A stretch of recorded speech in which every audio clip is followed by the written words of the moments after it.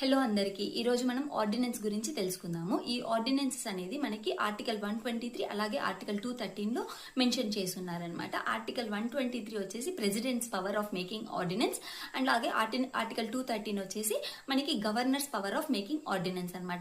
అసలు ఆర్డినెన్స్ అంటే ఏంటో తెలుసుకోవాలంటే ఫస్ట్ మనకి లా మేకింగ్ పవర్ అనేది ఎవరిలో ఉంటుంది? లెజిస్లేచర్ లో ఉంటుంది.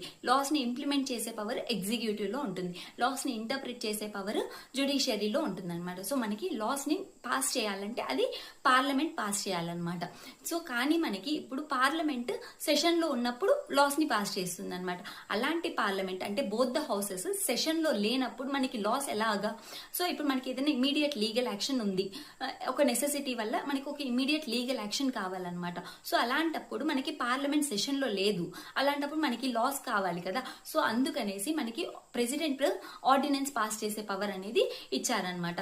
So president both the houses of parliament session లో లేనప్పుడు ఆర్డినెన్సెస్ ని పాస్ చేస్తారనమాట. సో ఈ ఆర్డినెన్సెస్ కి ఎంత కాల పరిమితి అంటే మళ్ళీ మనకి పార్లమెంట్ సెషన్ లోకి వచ్చాక 6 వీక్స్ టైం ఇస్తారనమాట. అంటే ఈ ఆర్డినెన్స్ ఏదైతే ప్రెసిడెంట్ పార్లమెంట్ సెషన్ లో లేనప్పుడు పాస్ చేశారో పార్లమెంట్ మళ్ళీ సెషన్ లోకి వచ్చాక ఈ ఆర్డినెన్సెస్ ని మనము both the houses of parliament ముందర పెడతామన్నమాట. పెట్టి 6 వీక్స్ టైం ఇస్తామన్నమాట. ఆ 6 వీక్స్ లోపల వాటిని అప్రూవ్ చేశారంటే యూజువల్ గా పార్లమెంట్ ఏదైతే లాని పాస్ చేస్తే దానికి ఎంత ఎఫెక్ట్ ఉంటుందో ఈ ఆర్డినెన్సెస్ కి కూడా అంతే ఎఫెక్ట్ ఉంటుంది అనమాట. ఒకసారి పార్లమెంట్ కానీ అప్రూవ్ చేసిందంటే.